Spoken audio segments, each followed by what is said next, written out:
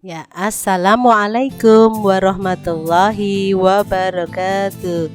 Ya, baik anak-anak. Hari ini kita akan belajar tentang materi Pantai Tanjung Kodok Lamongan bersama Hanifah. Ya, untuk letak strategis kawasan wisata Bahari Tanjung Kodok terletak di Pacitan, Lamongan, Jawa Timur.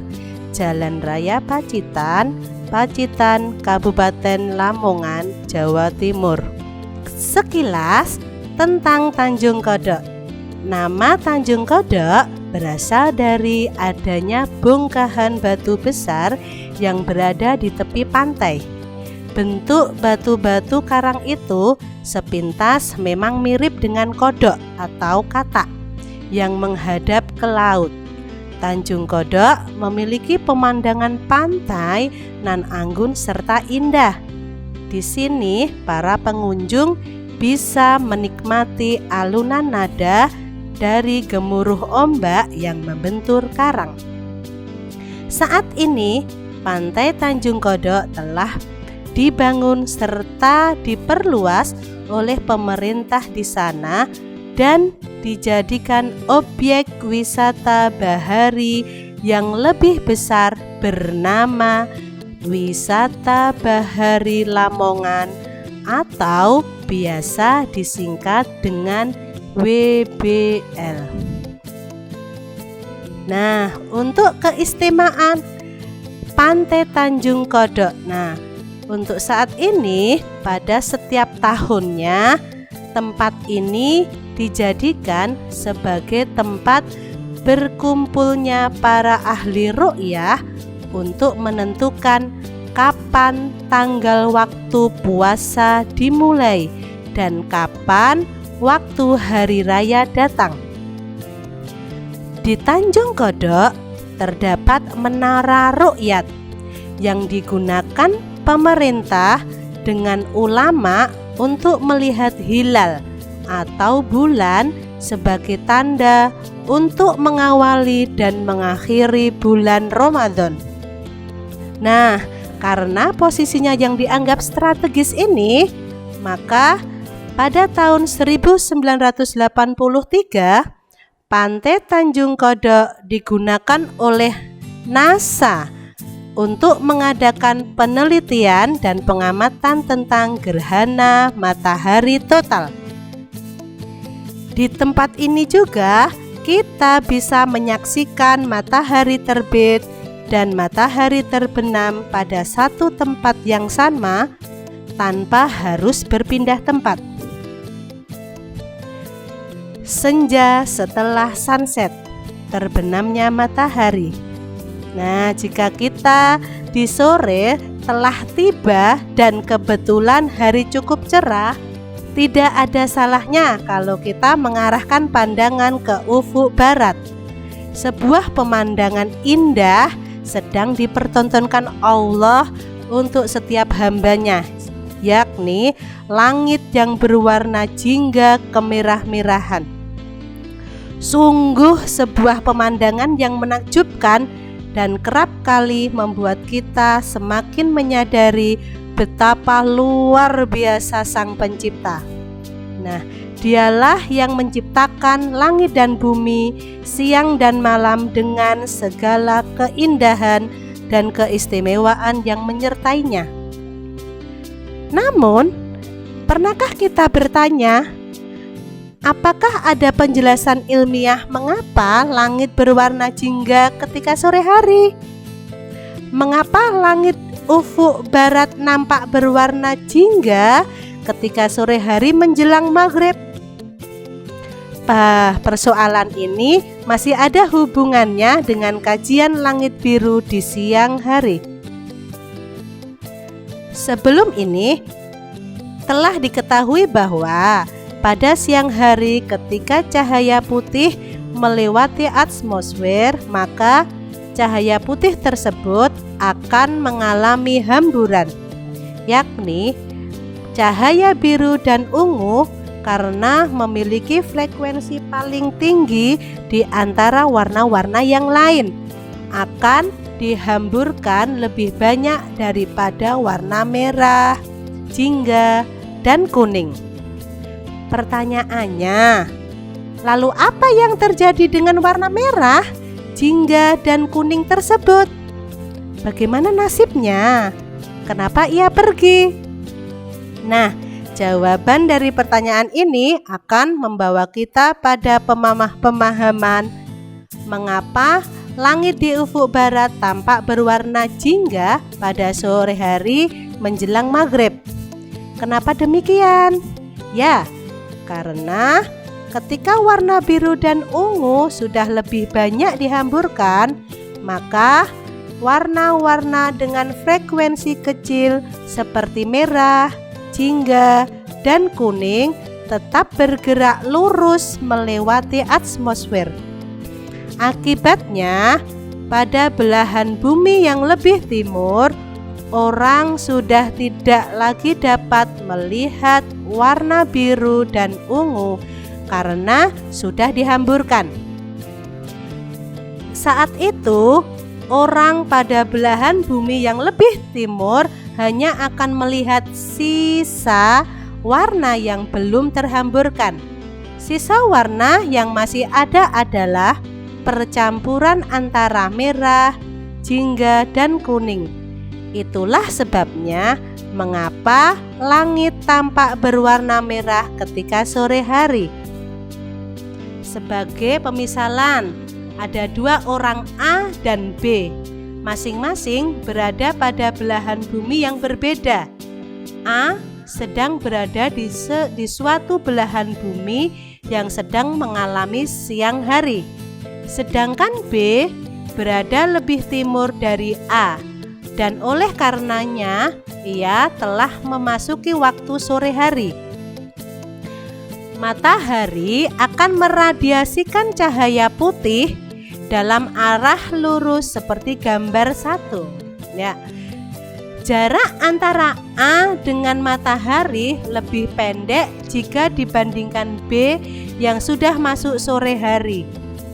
Pada jarak yang pendek tersebut, cahaya putih dari matahari akan mengalami hamburan, terutama untuk warna biru dan ungu karena berfrekuensi tinggi.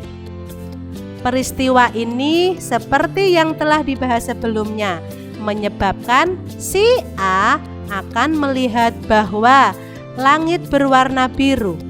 Namun pada jarak yang lebih jauh, yakni bagi si B, ia sudah tidak lagi bisa melihat warna biru.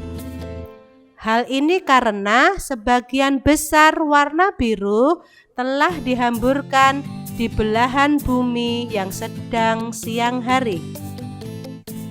Oleh karena itu, tinggal warna merah, jingga, dan kuning saja yang masih diteruskan sampai ke mata si B.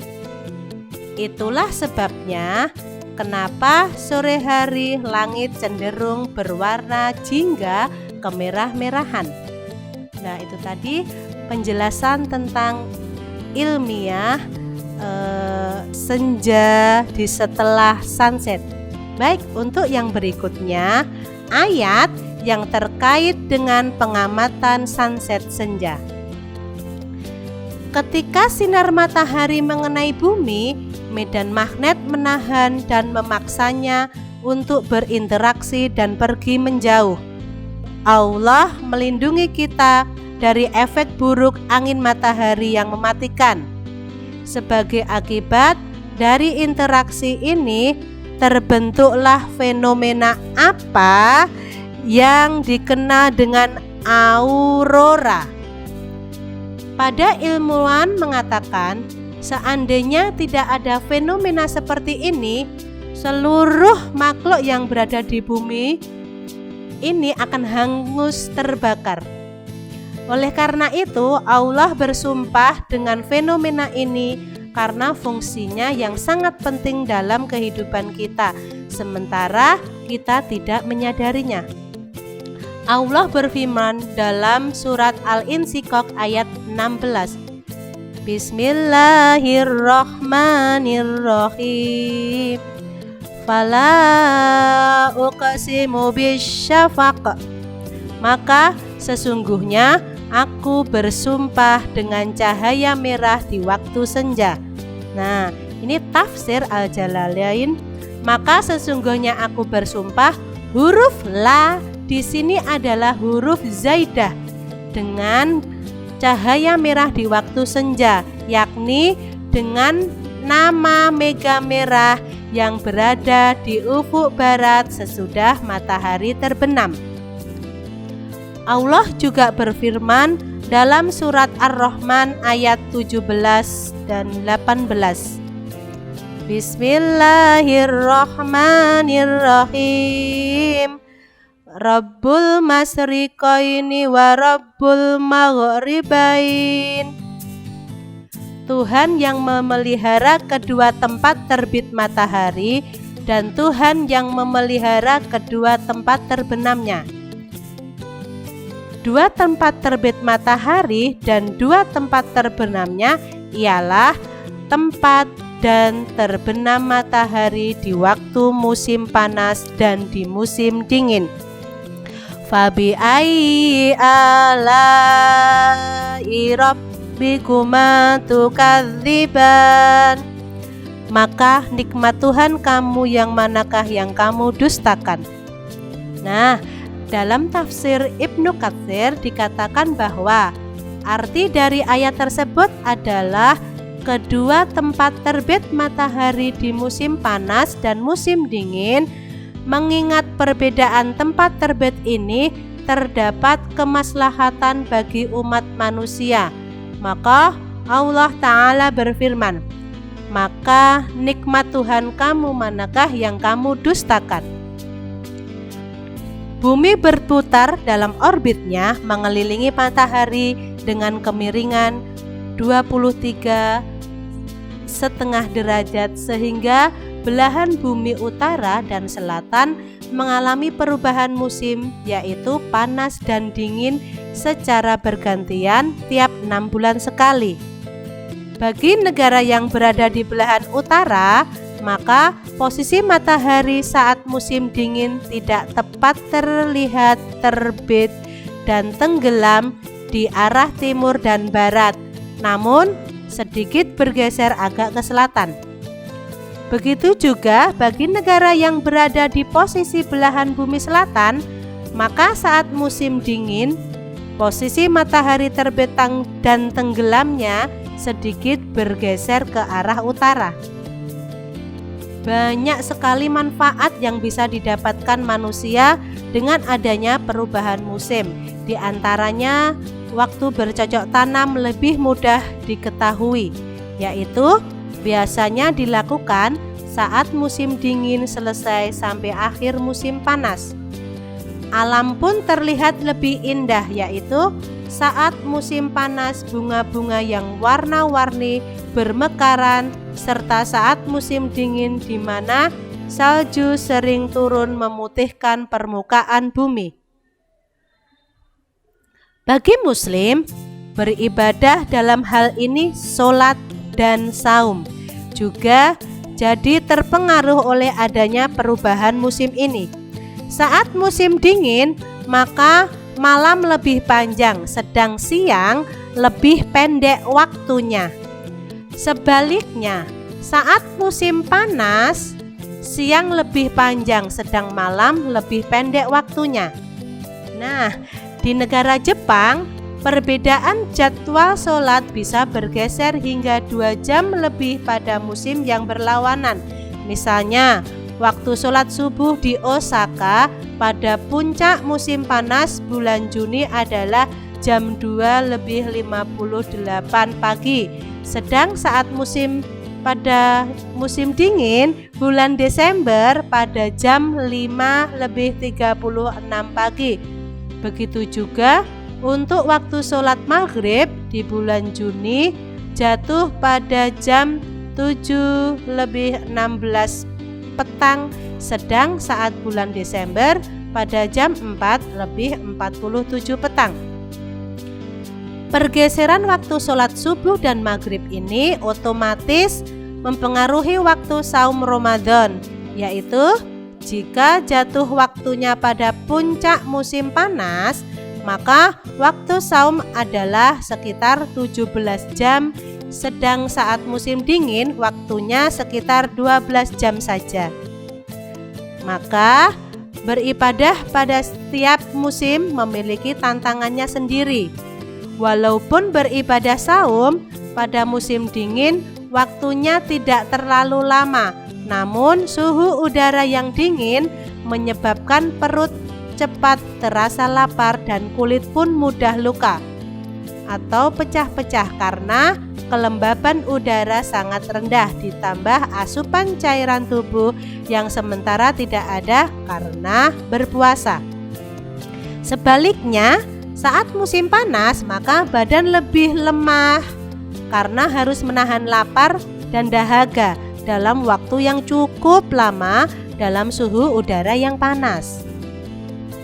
Berwudu sebelum sholat juga terasa cukup berat saat musim dingin, walaupun saat menggunakan air panas, namun suhu udara yang dingin sekitar 0 derajat, bahkan ada negara yang bersuhu minus akan membuat badan bergemetar. Baik, untuk selanjutnya adalah waktu sholat maghrib dan isya. Sholat maghrib, secara bahasa maghrib berarti waktu dan arah tempat tenggelamnya matahari. Sholat maghrib adalah sholat yang dilaksanakan pada waktu tenggelamnya matahari. Sabda Nabi Shallallahu Alaihi Wasallam yang artinya, dan waktu maghrib ketika terbenam matahari. Hadis riwayat Bukhari dan Muslim. Nah, cara melihatnya adalah menghadap ke arah matahari terbenam di atas bukit atau tembok yang tinggi. Jika sudah tidak ada lagi sinar dari arah barat, berarti sudah masuk waktu maghrib. Biasanya ditandai dengan warna kemerah-merahan di langit. Adapun akhir waktu maghrib adalah ketika hilangnya warna kemerah-merahan di langit. Sabda Nabi Shallallahu Alaihi Wasallam yang artinya, dan waktu maghrib adalah selama syafaq atau warna kemerah-merahan belum hilang. Hadis riwayat Muslim. Menentukan tibanya waktu isya. Nah, awal waktu isya adalah ketika hilangnya warna kemerah-merahan di langit. Hadis Nabi Shallallahu Alaihi Wasallam artinya adalah Nabi Shallallahu Alaihi Wasallam melakukan sholat isya ketika terbenamnya warna kemerah-merahan. Hadis riwayat Muslim. Nah, adapun akhir waktu isya ada dua macam. Yang pertama, waktu ikhtiyari atau pilihan, yaitu sampai pertengahan malam. Sabda Nabi Shallallahu Alaihi Wasallam yang artinya, dan waktu isya sampai pertengahan malam. Hadis riwayat Muslim. Yang kedua adalah waktu idtirari atau terpaksa, yakni sampai masuknya waktu subuh. Yang berikutnya adalah penjelasan tentang hadis terkait waktu senja. Nah, di sini terdapat hadis dari sahabat Jabir radhiyallahu anhu bahwa Nabi Shallallahu Alaihi Wasallam bersabda, jika malam datang menjelam atau kalian berada di sore hari, maka tahanlah anak-anak kalian di rumah, karena ketika itu setan sedang bertebaran. Jika telah berlalu sesaat dari waktu malam, maka biarkan mereka jika ingin keluar.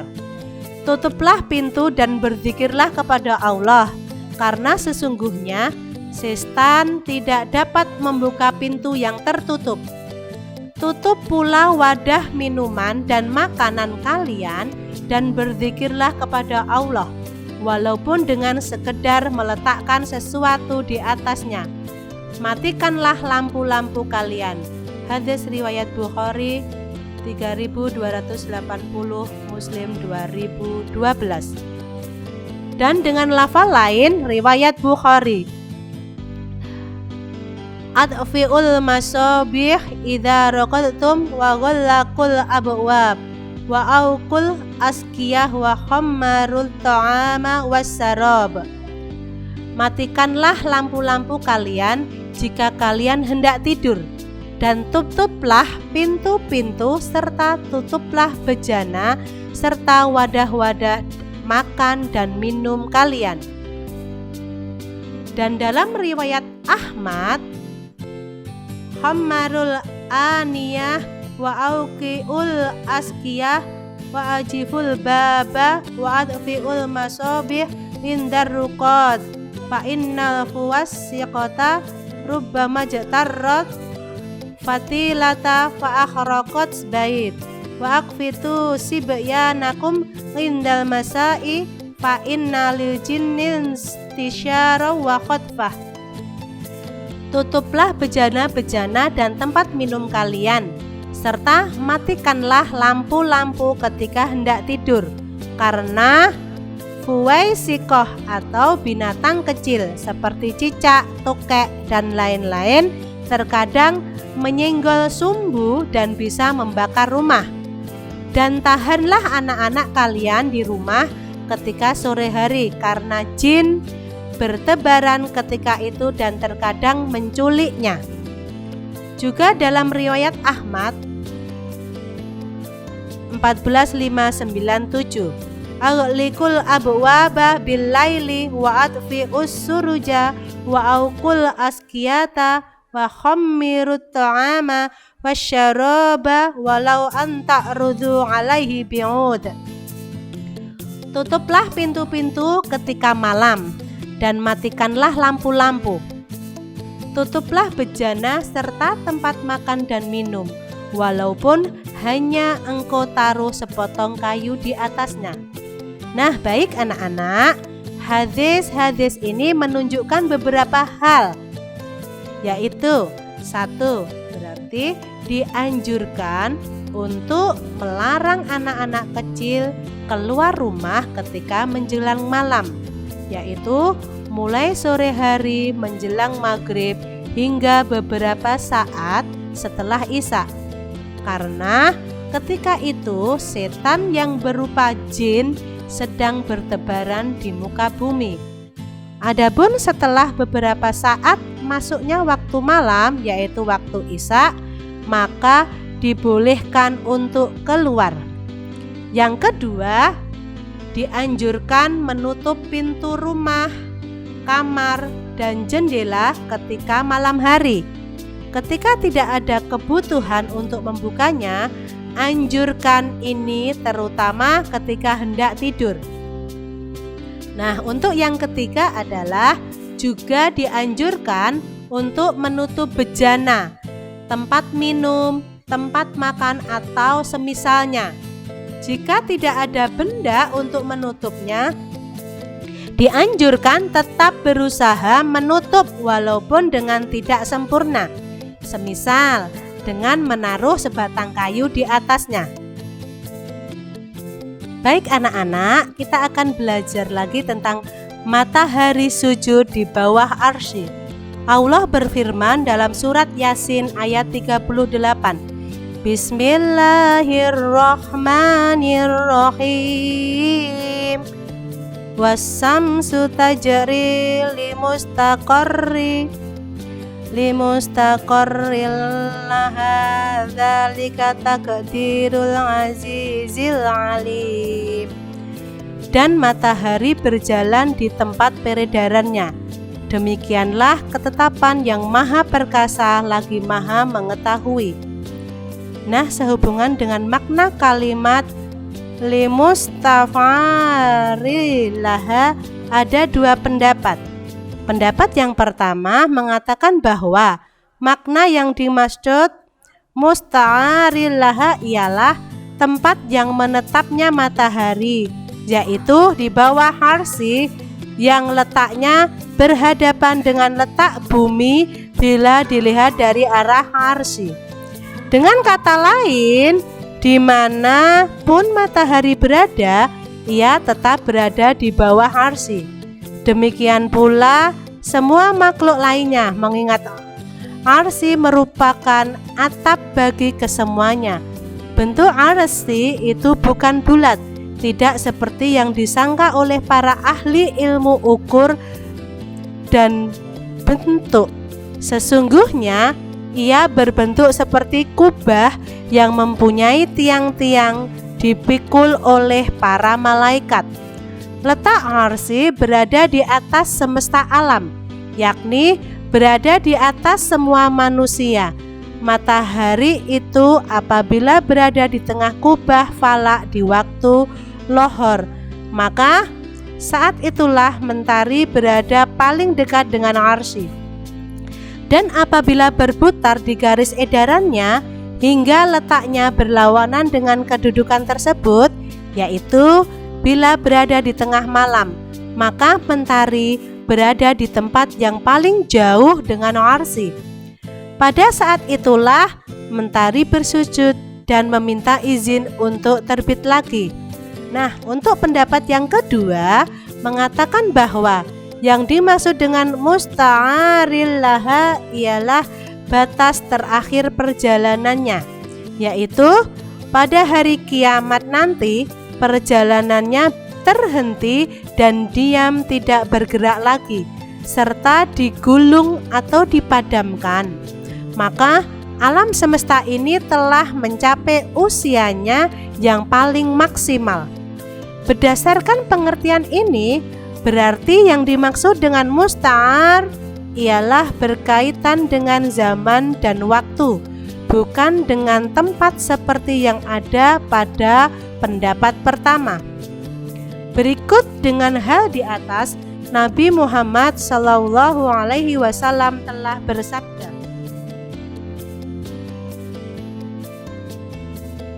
Haddatsana Muhammad bin Yusuf haddatsana Sufyanun an A'mari an Ibrahim At-Taimiyyi an abihi an abi radhiyallahu anhu qala Nabiyyu sallallahu alaihi wasallam li Abi Dzarrin hina gharabat samsu atadri aina tadhabu qultullah wa rasuluh a'lamu qala fa innaha tadhabu hatta tasjuda tahtal arsy fatasta'dzina fayu'dzanu laha wa yusiku an tasjuda fala yuqbala minha wa tasta'dzina fala yu'dzana laha yuqalu laha rji'i min haitsu ji'ti fatatlu'u min maghribiha fadzalika qauluhu ta'ala wasamsu tajri li mustaqarri laha dzalika taqdirul azizil alim. Telah bercerita kepada kami Muhammad bin Yusuf, telah bercerita kepada kami Sufyan dari Al-Am, masih dari Ibrahim At-Taimi dari bapaknya dari Abu Dzar radhiyallahu anhu berkata, Nabi berkata kepada Abu Dzar ketika matahari sedang terbenam, tahukah kamu kemana matahari itu pergi? Aku jawab, Allah dan Rasul-Nya yang lebih tahu. Beliau berkata, sesungguhnya dia akan terus pergi hingga bersujud di bawah al-arsy. Lalu dia minta izin, kemudian diizinkan, dan dia minta agar terus saja bersujud, namun tidak diperkenankan, dan minta izin, namun tidak diizinkan, dan dikatakan kepadanya, kembalilah ke tempat asal kamu datang. Maka matahari itu terbit atau keluar dari tempat terbenamnya tadi. Begitulah sebagaimana firman Allah dalam surat Yasin ayat 38 yang artinya, dan matahari berjalan pada tempat peredarannya atau orbitnya. Demikianlah itu ketetapan Allah yang maha perkasa lagi maha mengetahui. Hadis riwayat Bukhari nomor 2960. Tafsir Ibnu Katsir surat Yasin ayat 38. Nah, baik anak-anak. Nah, kita akan belajar lagi tentang sirah yang berkaitan tentang pantai yang berada di Tanjung Kodok, Lamongan. Nah, sirah ini tentang ilmuwan muslim yang bernama Thabit bin Qurrah. Nah, ini penemu jam matahari. Namanya Abu Al-Hasan bin Marwan Thabit bin Qurrah Al-Harrani atau lebih dikenal sebagai Thabit bin Qurrah. Dia dilahirkan di Harran, suatu tempat yang terletak di antara Sungai Dajlah dan Furat di Turki pada tahun 221 Hijriah atau bertepatan dengan tahun 836 Masehi dari keluarga Asy-Syaibah. Nah, karya-karya dari Thabit bin Qurrah. Thabit bin Qurrah banyak melakukan penerjemahan karya-karya ilmuwan barat seperti Apollonius, Archimedes, Euclid, dan Ptolemy.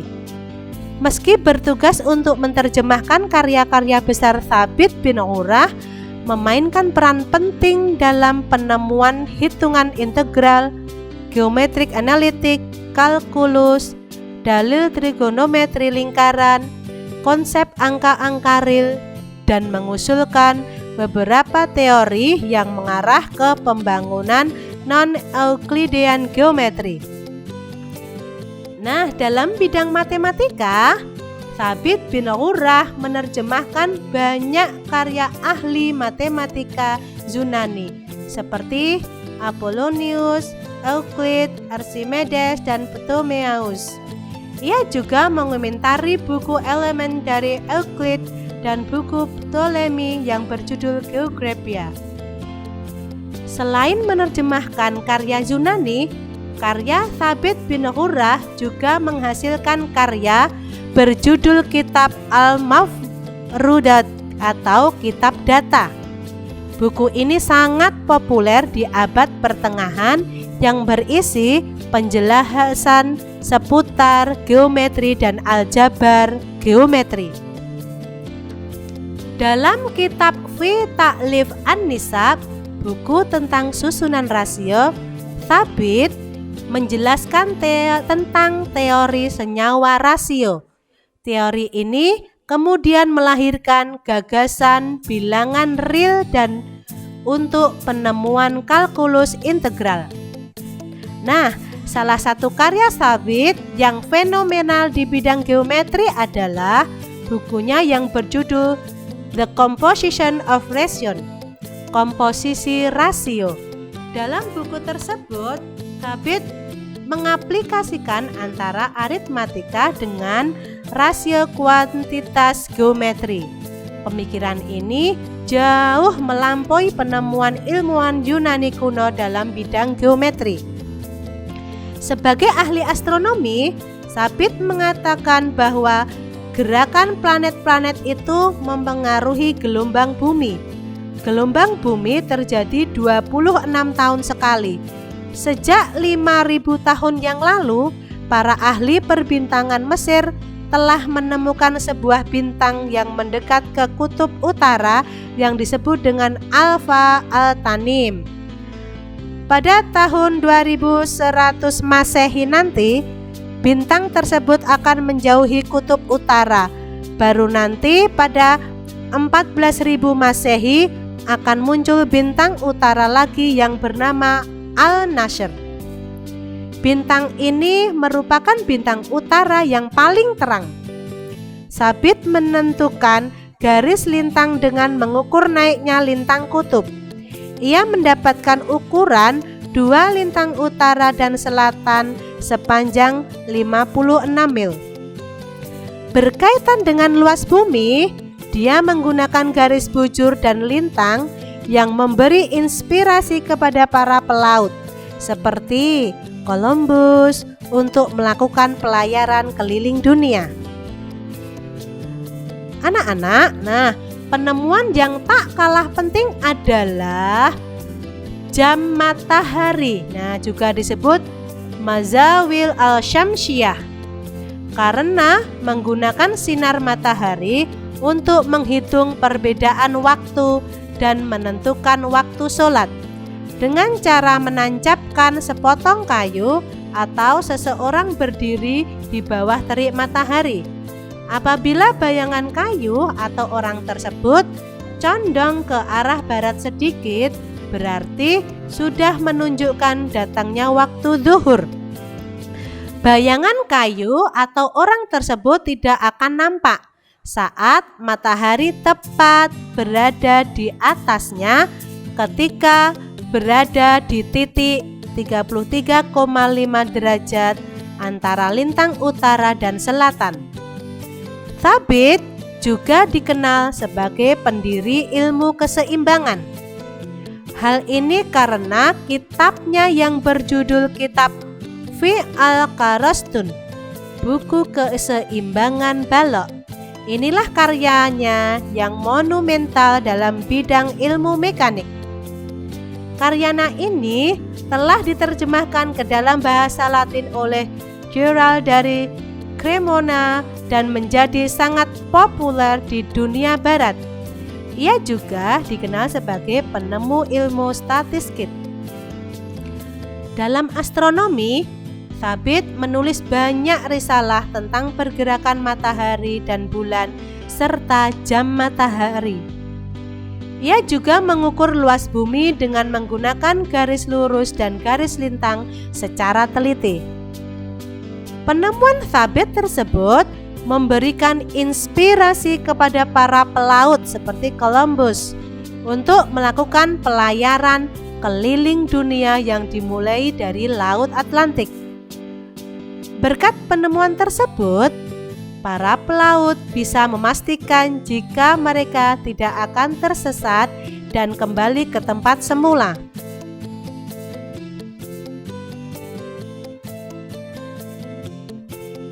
Tsabit bin Qurrah meninggal pada tanggal 18 Februari 201 di Baghdad.